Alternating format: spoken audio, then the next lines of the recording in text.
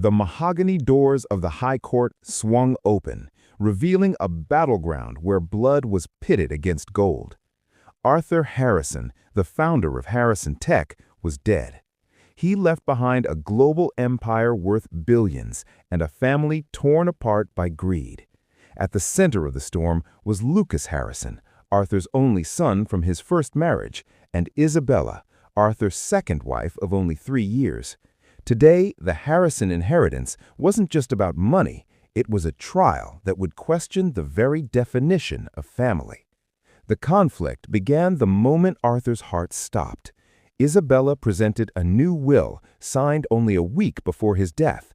In this document, Lucas, who had worked alongside his father for a decade, was completely disowned. The entirety of the Harrison estate was left to Isabella. "Your Honor," Isabella's legal team argued, Arthur realized in his final days that his son was ungrateful and unfit for the business. He chose a partner who stood by him until the very end. Lucas sat at the plaintiff's table, his face a mask of grief and fury. "My father didn't write that will," Lucas testified. "He was heavily medicated, barely conscious. This isn't his legacy, it's a heist."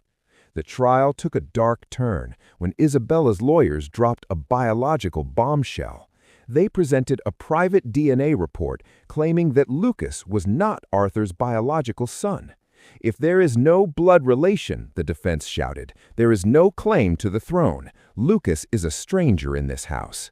The courtroom was in shock. Lucas looked devastated, doubting his own identity. But his lawyer, a sharp-witted woman named Elena Vance, didn't flinch. She called Arthur's longtime family physician to the stand. The doctor brought a file that had been sealed for 30 years.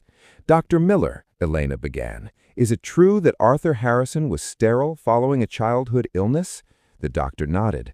"Yes, Arthur knew he could never have biological children. Lucas was adopted secretly at birth. Arthur signed the papers himself. He chose Lucas to be his son, knowing full well there was no blood link." The defense smirked. "Exactly. No blood, no inheritance." But Elena was one step ahead. She produced the real DNA test, one taken from Isabella's own young child, whom she claimed was Arthur's miracle baby, born just a year ago. "If Arthur was sterile," Elena addressed the judge, "then who is the father of the child Isabella claimed was the new heir?" The DNA results revealed that Isabella's child was actually the father of Arthur's rival business partner. Isabella had faked the pregnancy's timeline and manipulated a dying man into signing a will based on a lie. She had planned to use her child to secure the empire forever. The judge's gavel struck with a finality that shook the room. The new will was declared fraudulent and void. Isabella was not only stripped of the inheritance, but was immediately taken into custody for fraud and elder abuse. Lucas Harrison was restored as the sole heir to his father's empire. Blood may be thick, but the truth is unbreakable.